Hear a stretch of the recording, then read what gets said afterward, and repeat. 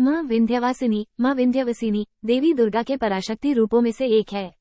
देवी को ये नाम विंध्य पर्वत से मिला है। इस तरह विंध्यवासिनी का शाब्दिक अर्थ है विंध्य में निवास करने वाली देवी।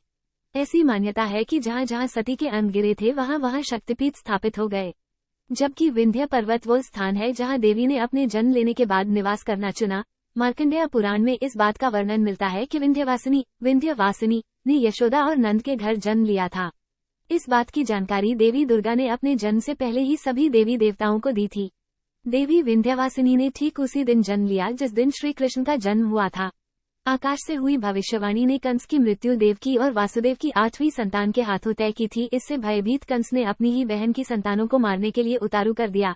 कंस बस उस 8वीं संतान के जन्म के इंतजार में राह तक रहा था, पर भगवान की माया ने सारा खेल ही पलट दिया। श्री कृष्ण को कंस के चंगुल से बचाने के लिए माया ने यशोदा और नंद के घर जन्म लेने वाली पुत्री विंध्यवासिनी देवी को देवकी की गोद में डाल दिया। वही कृष्ण ने यशोदा और नंद के घर में जन्म लिया। देवकी की 8वीं संतान की खबर सुनते ही कंस कारागार पहुंचा, क्योंकि इस संतान की मृत्यु कंस की मौत पर पूर्ण विराम लगा सकती थी।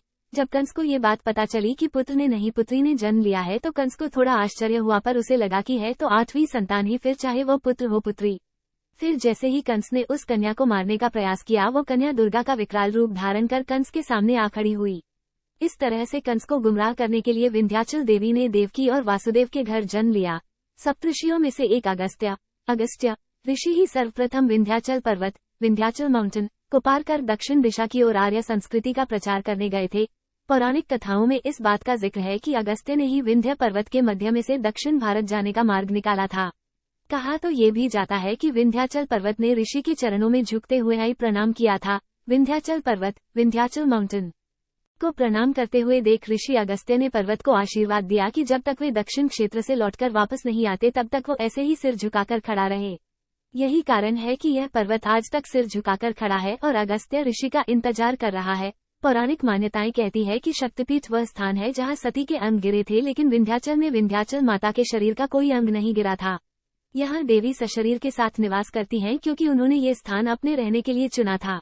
माँ विंध्यवासिनी मंदिर यूपी के मिर्जापुर में गंगा नदी के बिल्कुल समीप विंध्य की पहाड़ियों में अवस्थित है। कहा जाता है कि देवी के 51 पीठों में शामिल ये शक्तिपीठ सृष्टि के निर्माण से पहले ही इस स्थान पर स्थापित हो गया था। विंध्याचल मंदिर विंध्याचल टेम्पल आने वाले भक्तों को देवी के 3 रूपों देवी लक्ष्मी, देवी सरस्वती और महाकाली के दर्शन एक साथ मिल जाते हैं। सिद्धि प्राप्ति के लिए भी यह स्थान सर्वश्रेष्ठ माना जाता है। इस बात की जानकारी पहले ही दी जा चुकी है।